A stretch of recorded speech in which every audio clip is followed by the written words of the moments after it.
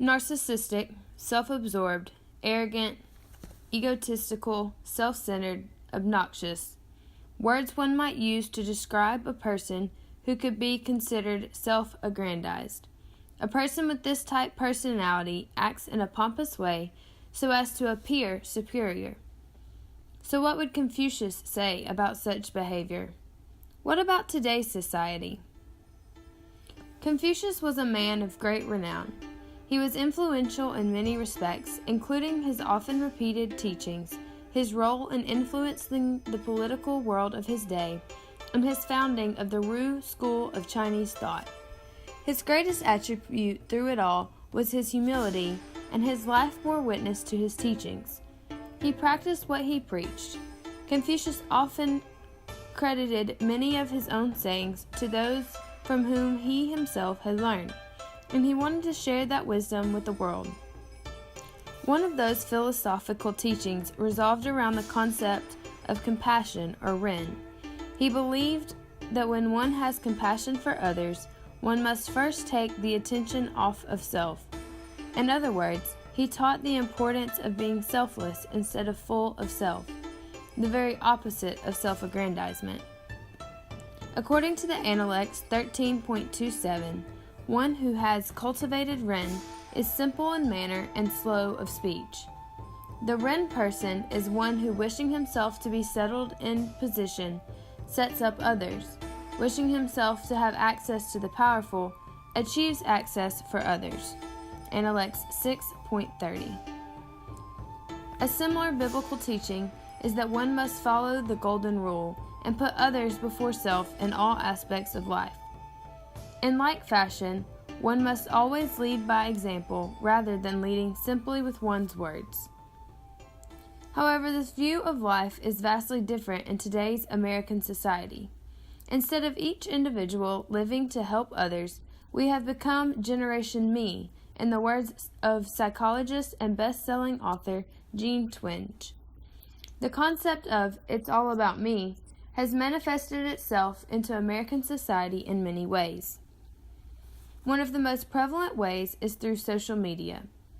Individuals can create a "look at me and my perfect life" image in the eyes of their followers or friends on social media, and no one really knows the real person behind the happy-go-lucky pictures or words that are posted. The same is true of so-called reality TV shows, such as Keeping Up with the Kardashians or Here Comes Honey Boo Boo. My earring's gone!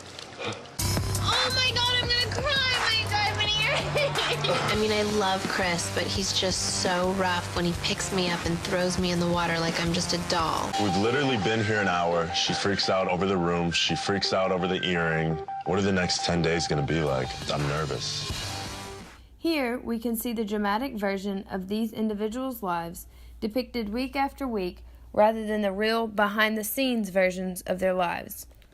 So, private or public, the result is the same: a focus on promoting one life as better than others. Another way this can be viewed is through a shift towards narcissistic personalities. According to USA Today newspaper, by 2006, 1 out of 4 college students agreed with the majority of the items on a standard measure of narcissistic traits. All of these traits have a very negative connotation in society, yet the statistics show that people displaying these traits are more and more prevalent.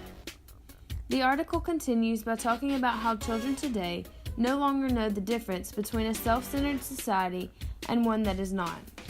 They are taught at a young age that they can have whatever they want, whenever they want it. The Disney movie High School Musical and its 2 sequels display such thinking. Throughout all 3 movies, Sharpay Evans, played by Ashley Tisdale, is the main antagonist.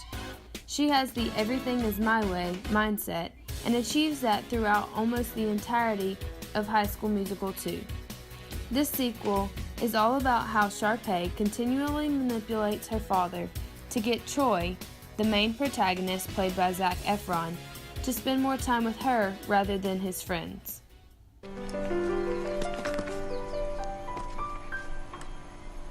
It's Out with the old and in with the new.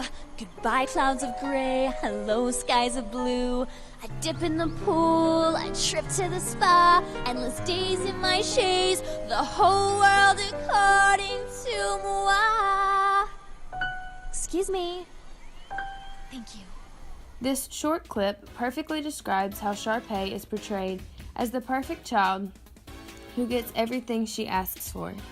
This top-grossing movie series that young teens raved over in the mid-2000s only reinforced the idea of self-centeredness in the minds of another young generation.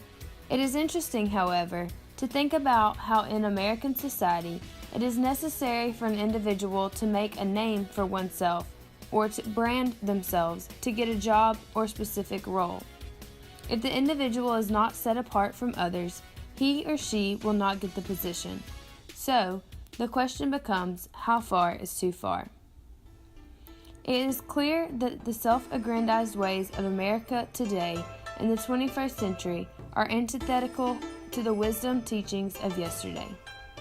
Our focus on self stands in stark contrast. Perhaps, in our ignorance, we would do well to listen to Confucius, the one who taught and lived a life of selfless humility for the sake of the generations tomorrow.